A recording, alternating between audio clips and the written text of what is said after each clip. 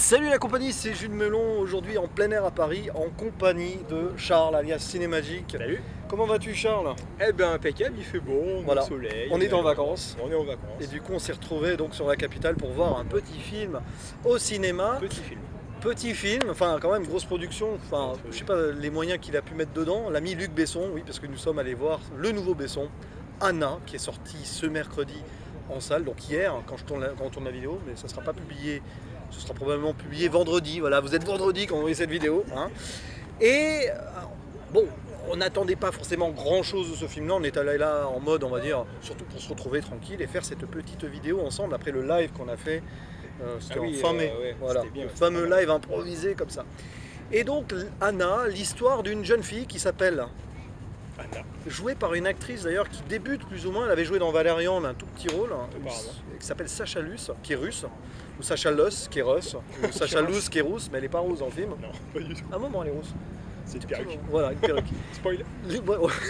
Et l'histoire donc d'une fille qui a des problèmes, voilà, elle a eu une enfance pas forcément évidente, elle est tombée dans la drogue et tout, puis un jour, quelqu'un va lui changer la vie en la faisant devenir mannequin, mais pas que. Voilà, elle va faire des missions, on le voit dans le trailer, pour des services secrets. Elle va un petit peu comme Nikita en fait. C'est vrai qu'il y a une grosse parenté avec le Nikita de Besson, dont j'avais parlé il y a quelques semaines d'ailleurs, et beaucoup de gens disaient ouais ça va être une copine de Nikita, tout ça, machin. Avec là. Est-ce que d'ailleurs c'est proche de Nikita? À certains moments oui, mais pas que. Et donc film d'action que beaucoup de gens avaient déjà condamné, parce qu'on a pris l'habitude de condamner Besson depuis quelques années. Alors j'allais dire malheureusement, Besson. Bon des fois il le cherche un peu. Beaucoup même des fois. Voilà. Mais il a quand même fait des films qui sont loin d'être inintéressants ces 20 dernières années. Là, je dis ça parce que depuis le 5e élément, c'est vrai que bon, Lucie n'était pas si mal que ça. Valérian avait ses points positifs, même si voilà. Et bah là, donc nous sommes allés voir Anna qui suit Valérian, c'était son dernier film à date. Et qu'est-ce que tu en as pensé, Charles? À toi l'honneur, parce que tu es mon invité. C'est un chef-d'œuvre. Voilà, je me cache pendant ce temps.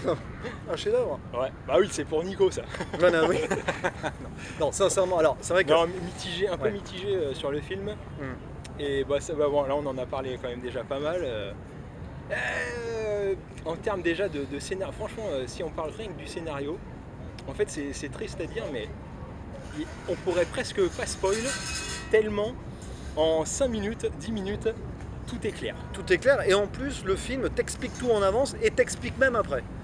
En fait c'est un film, si tu veux y aller le cerveau débranché, j'aime pas dire ça quand tu vas voir au cinéma et tout, mais en fait tu le peux, parce que le film te dit tout ce qui va se passer, il suffit de regarder un peu les codes et tout, et même t'explique pourquoi ça s'est passé, voire même 2 fois, et on te laisse... En fait le problème de ce film, c'est qu'il te laisse pas réfléchir, enfin il te donne pas de piste de réflexion supplémentaire, parce qu'en fait il te donne tout, il te sert tout sur un plateau d'argent, mais est-il en argent ce plateau? Tu sais, justement ça serait intéressant d'avoir les retours des gens, parce que je me demande si ça fonctionne quand même, parce qu'il y a quand même pas mal de flashbacks dans le film. Ouais, alors il y a plus que des flashbacks, il y a des ellipses, des machins, des retours, des pas hops, trop en dire quoi, mais sans plus. Mais je me demande si les gens justement se laissent prendre et qu'ils se disent, est-ce qu'en sortant de là on se dit, est-ce qu'il y a eu du mystère, il y a du suspense, on s'attendait pas à ça.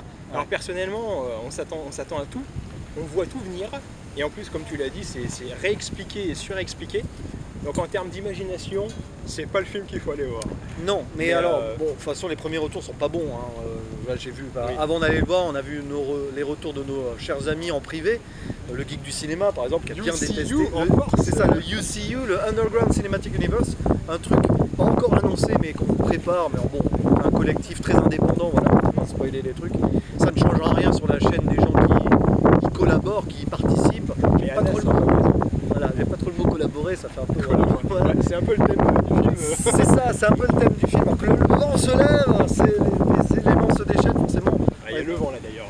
Voilà, mais bon, bref, UCU, bon, les gens qu'on a en notre compagnie sur le UCU, ceux qui ont vu, il y en a qu'un, je crois qu'il avait vu, n'ont pas très apprécié, et puis les retours sont assez négatifs. Après, il ne faut pas se focaliser sur Besson en permanence comme ça non plus. Parce qu'il y a eu des retours négatifs avant même que le film sorte en disant ouais, regardez-moi ce trailer, l'histoire, machin, tout ça. Pour une fois, c'est pas... Enfin, et encore. J'allais dire que c'était pas un scénario qu'il aurait éventuellement récupéré à droite à gauche. Non, il s'est récupéré lui-même sur Nikita. Voilà, ouais. Non mais après tout, c'est pas son film le moins bien écrit non plus. Non. Bon, il y a des rebondissements, il y a du. Enfin, l'histoire rebondit, voilà, il y a des choses qui évoluent. La situation d'Anna évolue beaucoup dans le film. Alors évidemment, il y a tout ce parallèle qui est fait sans spoil aux poupées russes. On voit déjà, voilà, elle est russe, elle est considérée un peu comme une poupée par pas mal de gens, forcément, puisqu'elle est un petit peu. Enfin, elle est manipulée, elle est utilisée par certaines personnes. D'ailleurs, est-ce que ce film est féministe? Oui et non. Ouais, on peut y voir quand même cette petite métaphore. De la libération de la femme. Tout au long du film, c'est quand même suggéré. Avec la touche Besson, c'est-à-dire qu'avec ses grandes pattes. Ouais, tu vois, justement, on en parlait tout à l'heure, et moi, justement, j'y vois vraiment le rapport de Besson aux femmes. Ouais, comment il les, éventuellement, entre guillemets, comment il les traite, quoi, tout au long de sa carrière. Alors, pour rappeler, il y a quelques petites histoires. Alors, attention, présomption d'innocence, mais ça, bon. C'est surtout, même sa carrière privée, on voit les épouses qu'il a eues, quoi. Voilà. Et justement, c'est bizarre parce que pendant tout le film, cette actrice ressemble vraiment. Enfin, pas tout le temps, mais vraiment à Mila Jovovich. Oui, c'est sa nouvelle égérie. C'est hallucinant. On pourrait presque croire que c'est elle à certains plans. Où vraiment, elle lui ressemble, elle a la petite bouche et tout. Et elle se veut un peu être une femme parfaite, d'où le concept de la poupée d'ailleurs. Un petit peu comme Lilou dans 5e élément. Voilà. Justement, le concept de la poupée, c'est on remodèle un peu la femme à notre image. Et je pense qu'il y a un peu de ça. C'est pour ça que tu as tout ce combat quand même avec des hommes forts et cette femme au milieu. Et du coup, on peut se faire quelques petites inquiétudes pour l'épouse actuelle de Luc Besson. Entre guillemets. J'espère que non, quand même. Il va pas liker ta vidéo, lui. Mais bon, il a mûri, Luc Besson, voilà. C'est vrai qu'il a eu des aventures avec des femmes plus jeunes que lui, voilà. Mais sa femme actuelle n'est pas trop plus jeune que lui, donc peut-être qu'il est passé à autre chose. Voilà, donc bon, bref, la femme, le héros du film, c'est pas la première fois. Nikita, Lucie, d'ailleurs encore des prénoms. Et il y a beaucoup de films où justement il n'y a que des prénoms. Nikita, Léon, effectivement. Malavita n'était pas un prénom, mais ça aurait pu. Presque. Léon, et puis il y en a un autre, je crois, Jeanne, Jeanne d'Arc. Jeanne d'Arc, c'est souvent les prénoms et les femmes, souvent, le plus souvent. Donc bon, l'histoire de l'évolution de ce personnage est en soi intéressante. C'est la façon de l'amener qui est un petit peu avec des gros sabots. Je parlais la patte Besson, c'est vrai qu'il y met ses gros sabots avec ses scènes d'action habituelles. Il n'y en a peut-être pas autant que dans des films. Mais il y en a 2-3 pas mal. Vous penserez à nous avec la fourchette de Toy Story. Bon, elle est un peu moins vivante, mais c'est vrai qu'il y a un coup de fourchette à un moment qui est très intéressant. Quand vous voyez ça, vous préférez le coup de fourchette dans un plat plutôt qu'ailleurs, vous voyez. Ça révolutionne comment on mange, notre façon de manger. C'est ça, Forky, il a pris ses aises, Forky de Toy Story 4. Il n'y a plus de problème. Non mais bon, il y a une scène de baston assez mémorable quand même, faut le dire. Ça t'a fait penser à John Wick. C'est John Wick. Je pense que Luc Besson ces dernières années, il regarde beaucoup de films, je pense. Et il s'est inspiré de John Wick pour cette scène de baston dans le restaurant russe, je crois. Super bien faite. C'est la seule vraiment du film en fait. Il y en a une autre. Baston chorale. C'est ça, baston chorale. Et puis il y a une scène de. Ah oui, à main nue. Et puis alors. Belle chorégraphie quand même. Et d'ailleurs, tiens, c'est marrant parce que bon, là je fais comme ça, mais effectivement, elle utilise la même technique, tu sais, les chopes avec les jambes à la tête. C'est la même technique un peu que la Veuve Noire ou effectivement John Wick. Effectivement, c'est probablement la technique des espions peut-être. C'est ça, oui, ils ont dû s'inspirer de certaines choses, ou alors tout bêtement, c'est les mêmes préparateurs en arts martiaux à Hollywood qui gravitent un petit peu. D'ailleurs, ça me fait penser que justement, c'est ce que je t'ai dit tout à l'heure, le film me fait penser aussi à Red Sparrow, qui est sorti il y a 1 ou 2 ans avec Jennifer Lawrence. Donc ceux qui l'ont vu et qui en plus découvrent ce film-là, enfin en 3 secondes, c'est deviné quoi. C'est ça, si vous avez vu Nikita et Red Sparrow avant et plein de Besson, et John Wick, bon. Ouais, mais je pense pas que son intention soit vraiment sur la surprise ou le truc comme ça. J'ai quand même envie de dire un truc bien sur ce film parce que bon, on sent qu'il s'est fait plaisir, Besson. Moi je pense qu'il s'est fait plaisir en faisant ce film, il s'est fait son petit kiff en même temps. Il n'a plus rien à prouver, il a quand même fait ses grands films avant. Bon, c'est peut-être plusieurs années qu'il n'a plus rien à prouver, du coup, il s'en fiche, il fait ce qu'il a envie de faire, et il a raison, même si. Tu sais que l'insuccès de Valérian l'a peut-être poussé à revenir à quelque chose de plus revenir aux bases, quoi. L'action. Revenir aux sources pour lui dans quelque chose que les gens ils auraient pas trop à critiquer normalement. C'est ça. Puisque c'est son dada. Et puis il y a aussi cette scène de poursuite en voiture, voilà, donc il y a les codes de Besson. Quoi. Mais alors, voilà, le film est construit comme une imbrication poupée russe. Voilà, c'est peut-être le seul grand intérêt, si tu veux, du film. Mais malheureusement, le symbolisme et la métaphore sont vraiment. C'est ce que je disais, je m'attendais à ce qu'on aille encore plus loin. Ouais. Et du coup, parce qu'on présente quand même quelques éléments familiaux, si tu veux, en quelque sorte, et je m'attendais vraiment à ce construisent et nourrissent quelque chose pour Ouais. créer vraiment une surprise. Mais finalement, c'est plus le film qui se veut comme une poupée russe, Oui, c'est ça. avec énormément de flashbacks. Et le personnage aussi, qui est présenté comme une femme dans une femme dans une femme. Donc Mais- plusieurs personnalités, plusieurs... Pour moi, ça fonctionne, mais le fait qu'on te le dise, ça veut dire que c'est pas palpable ouais. par nous-mêmes. Il y a ça, il y a l'idée, mais je trouve pas que ça aurait pu être beaucoup mieux fait ça. Ouais, et puis sans spoiler, à la fin, je crois qu'on va Ouais, pas faire ouais. de spoil d'ailleurs, hein. C'est pas la On n'a peine. pas besoin. À la fin, voilà, il se passe des trucs et tout, et puis le personnage principal explique. Ouais, c'est ça en fait. Le Il n'y avait pas petit besoin souci, d'expliquer, il n'y avait vraiment ouais, pas ouais. besoin d'expliquer. Même les Ouais, personnages qui étaient en face d'elle n'avaient pas besoin de recevoir cette explication. D'ailleurs, il y a quelques incohérences au niveau des relations entre certains personnages elles vont un peu vite quand même. Histoires d'amour qui sont un peu étranges et... Ouais. Ça m'a pas gêné parce que t'es quand même dans le concept de l'espionnage. Ouais, Donc, c'est vrai. on joue quand même entre Les les faux faux semblants. semblants. Ouais, il y en a C'est énormément. Faux semblants, illusions, réalité. C'est ça. On joue Beaucoup quand de même, faux semblants dans le faux semblant, dans le faux semblant, voilà, encore. Hein. Ouais. C'est Inception, mais Ah, sans la dimension. sans la ouais, dimension, non, sans la c'est- saveur ultime. Ah ouais, voilà. ça c'est vrai. Et sans la Mais musique d'Hans Zimmer non plus. Ouais. Même il y a Eric Serra, alors il fait quand même quelques petites compositions au piano. oui, voilà, Très mais c'est pas intéressant, du Eric Serra habituel. Il n'y a pas de gros trucs de clavier d'ailleurs. Enfin, Non, oui, non. oui, mais oui, il est plus dans l'intimisme dans ses compos. Voilà, il y a plein d'histoires d'amour dans ce film qu'on ne sait pas si elles sont sincères ou non, du coup, puisqu'il y a des services C'est secrets. le thème du film. Voilà. Mais je pense que comme tu as le concept de cette femme objet qui devient presque le fantasme des hommes, Ouais, c'est ça. donc on est plus dans une sorte de transformation féminine, si tu veux, ou d'une femme qui devient quelque chose d'autre. Et puis quelques passages un peu féministes mais Ouais, qui mais ça, semblent c'est- forcer un petit peu à l'image de cette scène dans Avengers Endgame avec toutes les femmes qui se réunissent et tout. Ouais. Là, il y en a une, c'est cette scène-là. C'est marrant, on en parlait tout à l'heure et on l'a oublié. Dans Endgame. Et non, là, dans Anna. Si, la scène où elle... Ah oui, avec le photographe de mode et tout. Oh là là. Vous verrez, il y a une scène avec un photographe de mode, très cliché. Tous les photographes de mode, d'ailleurs, sont clichés. Et elle décide à un moment de péter un plomb et Ouais. de faire la femme forte. Ça sert à rien. Enfin, la femme qui veut se faire respecter, c'est vrai, un peu traitée comme des objets par les photographes de mode, machin. Il y a une critique du mannequinat, peut-être. Ils connaissent ce milieu, Besson. Ouais. Parce que Mila Jovovich est passée par là, tout ça. Je sais pas si Maïwen était Ah, peut-être. mannequin aussi. Bon, bref.